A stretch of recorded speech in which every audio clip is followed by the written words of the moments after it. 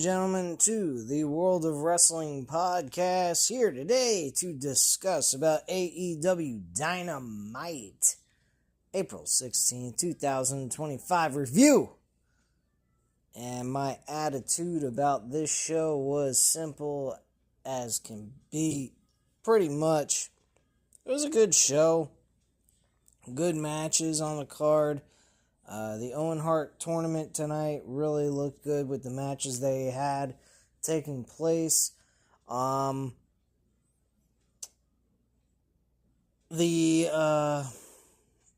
six-man tag team titles have been changed. The titles have changed hands over to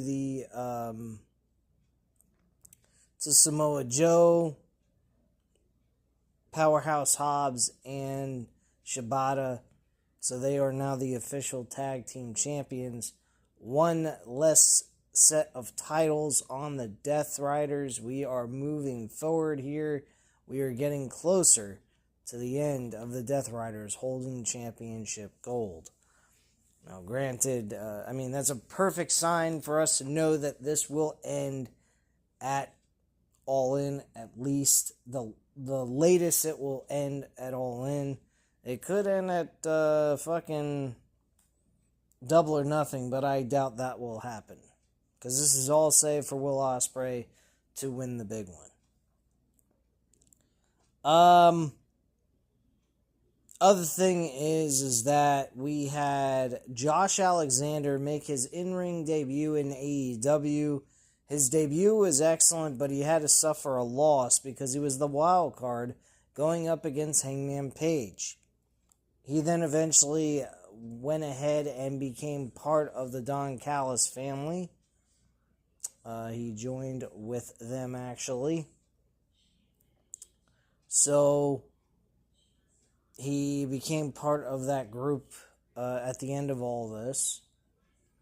And, I thought this was fairly good, I guess you could say. For this match, and Josh Alexander becoming part of the Don Callis family, I think isn't a bad idea. Give him something to do, give him some relevance, be relevant on the show consistently, since Don Callis' family, outside of a few hiccups that have occurred, but they've been on television consistently all the time. One of the other matches that I enjoyed was Takeshita versus Will Ospreay. What a fantastic match. Pay-per-view level type of match. High adrenaline. Lots of good action here. Very enjoyable matchup throughout the entire... From beginning to end, actually. There was not a moment that was dull, honestly. And Will Ospreay eventually picks up the victory and walks away the winner of this, advancing to the finals. And then we also had Athena and Mercedes Moné. This match did not turn out the way we thought it would be. I don't think Athena is getting a championship title match against Mercedes Moné for the TBS Women's title. So yeah, I doubt that's going to happen. Following that, we also had the tag team titles with Bobby Lashley and Shelton Benjamin, the Hurt Syndicate, against this tag team that I need to take a look at real quick to give you guys who it was that they faced.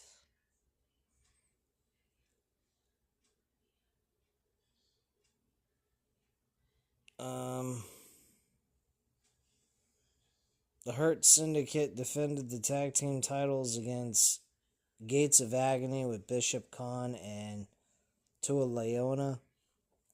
This match was alright. It wasn't bad.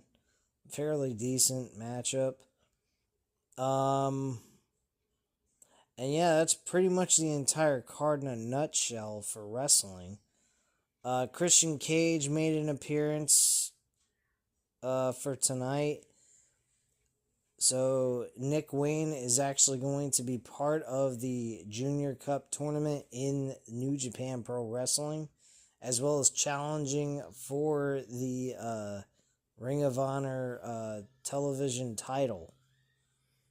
So he expects him to walk away victorious and not need the help of the patriarchy, and he wants him to bring home gold.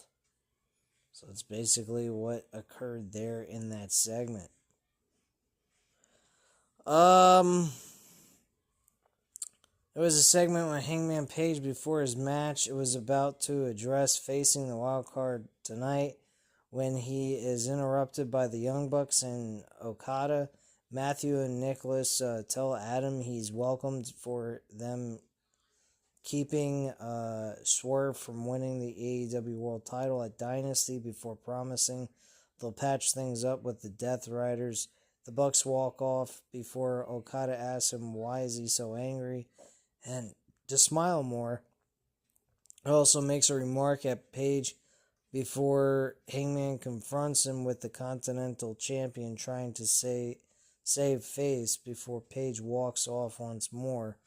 Back at ringside, we get started with the match with Hangman Page, Josh Alexander. I already went over that. I told you the result of that match. Very, very, very decent matchup. I think they did the best thing they could have. They didn't make Josh Alexander eat an L through his finisher or anything else. Excuse me. He won by a roll-up pinfall, basically, to get the victory at the end of the day. So it wasn't as, making Josh. They were trying to protect Josh Alexander while also trying to give him an L so that Hangman could advance to the next round of the tournament. So I respect their decision there and what they did, despite the fact I think it probably was not really a good idea to put him there so he wouldn't have to suffer an L in his first match into the AEW promotion. I think it would have been best if he would have been saved for a different type of match of some sort, but this match didn't hurt him in any way. I think this was good enough where they protected him well and he managed to do what he had to do. Kyle Fletcher came down to the ring to get face-to-face with Hangman Page, and then Alexander did the deed for Don Callis and the family and beat the shit out of him afterwards, and that was pretty much what occurred there. Talked about Nick Wayne and what him and Christian Cage talked about, so we don't have to talk about that. FTR addressed why they turned on Copeland before laying into Daniel Garcia. That was another thing that occurred. We find out that from Collision, FTR had been suspended for a week before we get ready for the next match, which was the tag team title match. Hurt Syndicate ends up winning the match. Now, this is the one segment that I did not like. This is getting to the point of ridiculousness with MJF. MJF has been rejected. MJF is getting cheers from the crowd. They are chanting, "He's our scumbag" from Boston tonight. And MJF really does not need the Hurt Syndicate. And to be quite frank with you, the Hurt Syndicate doesn't need MJF. They don't need each other at all. There's no necessity for one another to need to have each other's business. They're both successful. They're both in good hands creatively. I mean, technically MJF is not in the best hands right now with these lame-o spots they're putting him in throughout the year so far. But he's still getting over with the audience, and that's just because of his genuine, work that he does with his commentary on the mic and what he does in the ring and so forth. But I hope and pray that these fans that go to these events for AEW are realizing that this is not the place to be putting MJF. This is really, quite frankly, shitty spots. And again, I say, what does the Hurt Syndicate need from MJF? And what does MJF need from the Hurt Syndicate? We got FTR turning heels. Bring back the fucking Pinnacle, man. What does he need to sit there and play Mickey Mouse games with the Hurt Syndicate to get a rub from them? What, because he knows MVP personally and they're somewhat good friends? Like, who cares? I would have pushed him with FTR, teamed with them. They both could have benefited from working with each other. They go after the tag team titles. FTR with the help of MJF, and FTR helps MJF win the world championship. And they're a 3-man faction. I think that would have worked out a lot better than what we're getting right now. Imagine FTR and MJF bringing back the Pinnacle between the three of them. I mean, if they want to add a 4th member just to, make it make sense with the name Pinnacle, fine. I mean, shit, if you wanted to put Nick Wayne and have Nick Wayne betray Christian Cage at the end of the day and bring him to MJF and FTR, I think that would be a great move, honestly. Might bring something out of him. They might figure out ways to enhance his character and whatnot through that move. But at the end of the day, I mean, this idea with MJF begging the Hurt Syndicate to allow him to be part of their team for a business transaction type of deal, to me, it just seems ridiculous. It's stupid. You're MJF, dude. You don't need anyone. You need someone that are hungry and don't have gold. FTR would have been the perfect match. Just saying. And he wouldn't have had to beg them because they sure as hell wouldn't have had an issue. They've worked together before. I mean, they might have an issue in the beginning, but they could always turn on each other at the end of the whole fucking thing. Who knows? But my attitude is I think it's a very poor decision on their part creatively on MJF. But, hey, it is what it is. Later on in the show, I mean, he tried to bribe the Hurt Syndicate by giving them the hose. He brought out the hoe train. He became the Godfather. Instead of big-ass chains, he's got a fucking scarf around his neck wearing $100,000 suits with fucking Rolex watch on his wrist and all that, which he gave away to Shelton Benjamin to give him a little bit more of a bribe to say thumbs up. But still didn't give him the thumbs up even after he offered. If he gave him a thumbs up, he let him have the watch. He still gave him a thumbs down because Bobby Lashley was giving him a dead-eye look, and he didn't want to get Bobby Lashley pissed, so he went ahead and he just said thumbs down anyway, regardless of the fact of the hose and the Rolex that he was willing to give to him. But he gave it to him anyway as a peace offering, I guess you could say, as a way of trying to convince him a little bit more that he is worthy enough to be in the Hurt Syndicate. So he's giving away his fucking jewelry. He's becoming a pimp and getting fucking prostitutes to come in there to want to fuck these dudes. Like, what the fuck am I watching here with MJF, man? This is just absolutely retarded. I mean, he wants to work smarter, not harder. At this point, the way things are looking with this storyline, it looks to me that MJF for the first time in his life is working harder, not smarter. Because really, in all honesty, he could have just went into the Owen Hart tournament, won the matches, and walked away with the tournament to be the number one contender and be crowned the world champion at All In.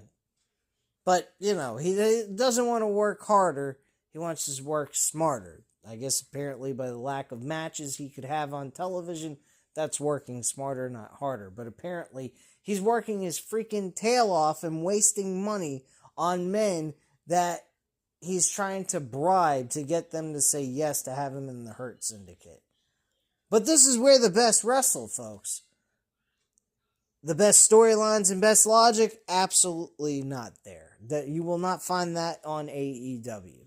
Tonight they gave you great wrestling, but storyline-wise, still is garbage. They can't give you a fucking story that makes logical sense. This storyline with MJF makes no damn sense. It is utterly retarded.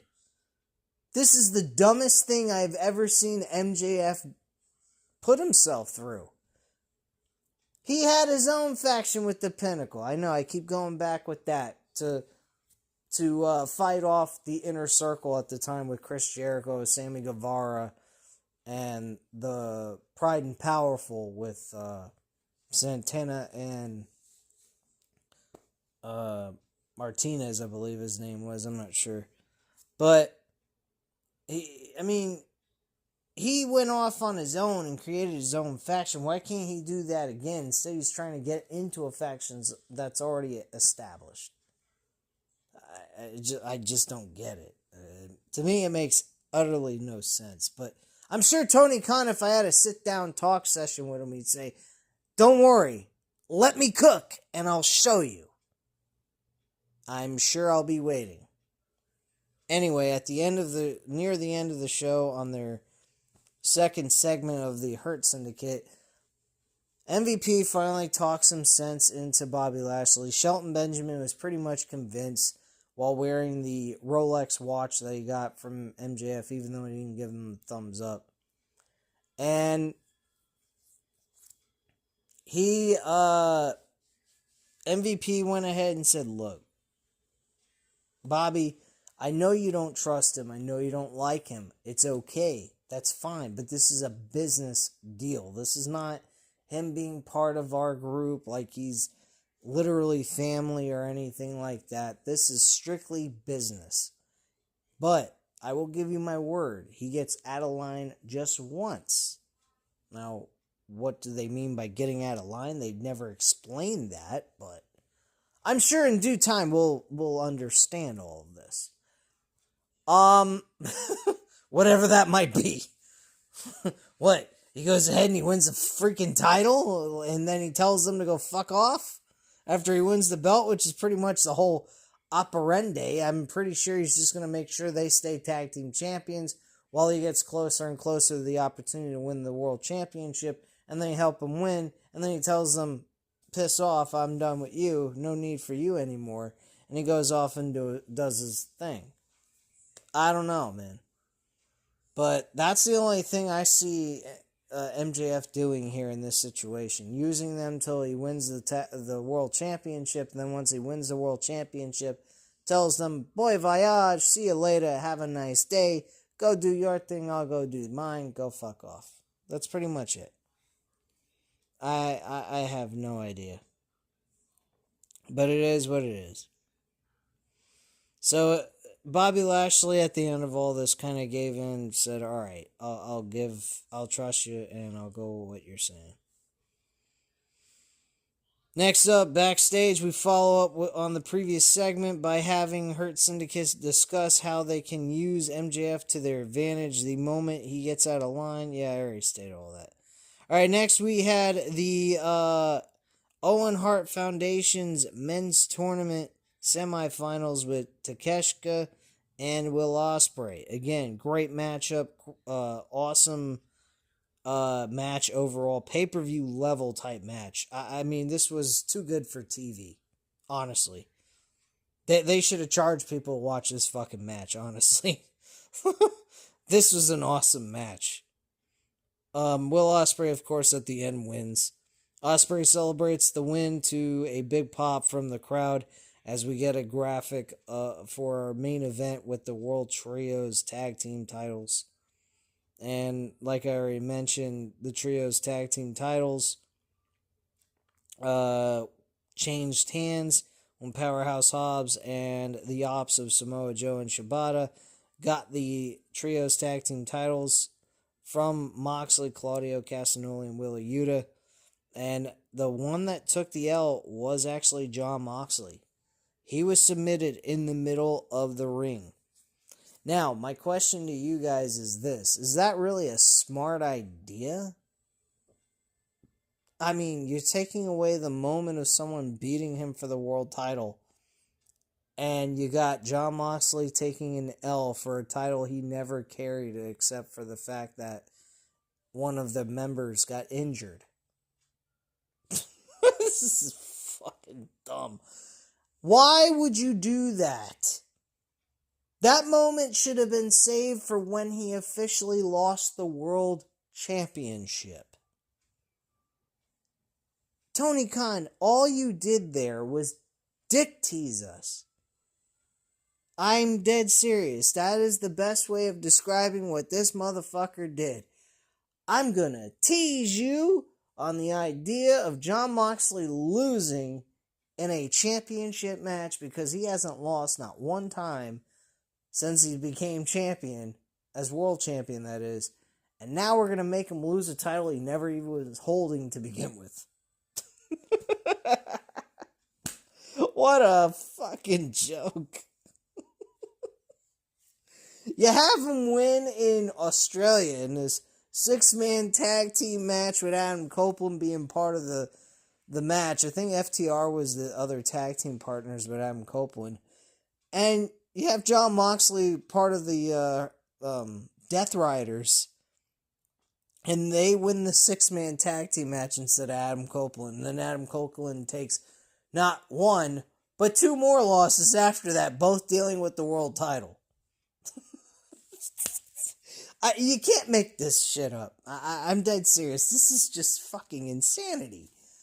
How the hell do you put Jon Moxley in a trios tag team title match, have him not lose not one fucking match no matter what it is, since he's won the world title, run roughshod through it, and then he loses in a trios tag team match and is the guy who takes the L, no less?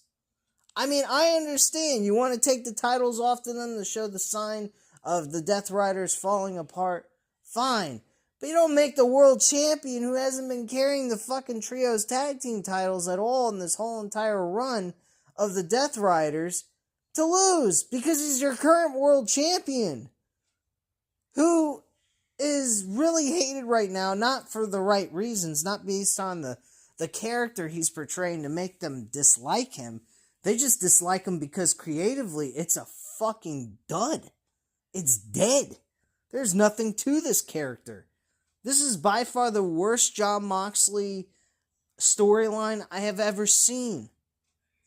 It makes no sense. There's no rhyme or reason for it. They don't have any purpose.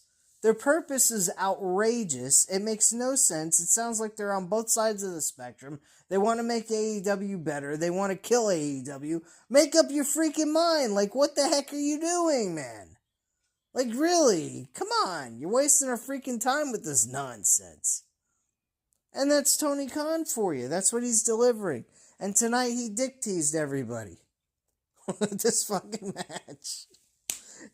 I'm going to have Swerve Strickland lose to Jon Moxley. But don't worry, guys. We'll make Jon Moxley lose in a trios match to Samoa Joe to be submitted. What the fuck am I watching here? Once again, anything that's main evented by the fucking Death Riders is exactly what it does to the show. It kills it. It straight up fucking kills the whole entire vibe of the show. Now, don't get me wrong. This match wasn't bad. It wasn't terrible. It was average. It wasn't like fucking bloody boring shit like what the last 2 pay-per-view main events that Jon Moxley was involved in. But the fucking choice to have Jon Moxley taking the L instead of like Wheeler Yuta or Claudio Castagnoli is like a head scratcher for me. Like, what are you freaking doing, dude? You're the freaking booker of this show, and you're having your world champion taking an L for a title he never fucking carried in the first place. The only reason why he's carrying it now is because of a freaking injury that occurred within the team. Like, what are y'all doing? This is fucking insanity. Powerhouse Hobbs, what's the explanation behind that? Why didn't they show, like, backstage segments with Samoa Joe looking for a partner? You know, show like two segments of him searching for a partner around the backstage area. He's got no fucking partner. The Hook's out with an injury as well. So both Pac and Hook were out from injuries. So both members of each team was out. They could have made this a fucking tag team match over trios tag team titles for all we cared. Like, does anything here in AEW make any logical sense? No, so why not just book the match with a logical reasoning? Who gives a shit? Nobody cares. These people were fucking cheering like crazy for this show tonight. And I'll be quite frank with you guys. Fucking AEW's crowd was a hell of a lot better than WWE's crowd from this past Monday, because Monday Night Raw, fucking bore fest with that crowd. I mean, a fucking bore fest. The WWE fans that go to these WWE fans that go to these shows really need to start having some fun. I mean, you're paying all this fucking money. Enjoy yourself. Have some fun. Raise some hell. Raise your voice. Make your fucking voice be heard. Don't just sit there on your hands and do nothing. You paid your hard-earned money. You worked your fucking ass off to get a ticket, to get in those fucking seats, and you're gonna sit there and not make any noise and have some fucking fun? Boo the people you want to boo, cheer for the people you want to cheer for? Like, come on, man. That Raw crowd this past Monday was fucking dog shit. And that was the only reason why the show was all that bad. Honestly, the rest of the show is okay. Had the crowd been entertaining, the fucking show would have been a lot better. I'd like to know what the fuck these people are doing. I mean, when I went to this event at the Royal Rumble last year, I was having fun, man. I was raising my voice, I was talking loud, I was making all kinds of chants, even if it wasn't getting off with the rest of the crowd. I didn't give a shit. I was there to have fun and enjoy myself. And I did. I don't understand why people can't do that shit at these WWE events. AEW, a lot of times when it comes down to, like, their weekly televised shows and they have a series of great matches, they're fucking all balls to the wall crazy over that shit. But I don't know, man. Sometimes AEW's crowds are pretty shitty lately, but tonight they weren't so bad. Again, the show wasn't terrible, but still storyline booking decisions absolutely horrendous. Logic gaps completely off the chain. Like, none of this shit makes any sense. We never even got any segment or knowledge of Will Hobbs even being a clue as to somebody that's going to take the spot of Hook. And we just put Will Hobbs in there anyway. Yeah, sure, that makes all the perfect sense in the world. Don't build up to the possibility of Will Hobbs joining the team. Just make it fucking happen instantaneously. No big deal. Right, sure. TK, please, stop jerking yourself off. It's bad for your health. And get your head right. Please. Because we really would like to see the feeling back in AEW where it was, 6 years ago when they first started. I mean, I'd like to see that AEW come back. I enjoyed that. That's why I tuned in over WWE for a couple of years until you guys turned into shit. And then once Vince McMahon left WWE got a lot better to watch. It was watchable, at least. It has its moments of shit, but they still are putting on better shows than AEW at this point, because AEW has dropped the fucking ball, lowered their standards by a shit ton. Their bar is so low, it's outrageous. I mean, you literally can't do the limbo underneath the fucking pole. It's so damn low. But that's pretty much all I have to say here at this time. If you enjoyed this video, by all means, hit the like button. If you enjoyed the video, hit the subscribe button if you're not already subscribed to the channel, and leave a comment down below. I'll definitely get back to you on that. Thank you guys very much for watching, and have a great night, guys. Bye.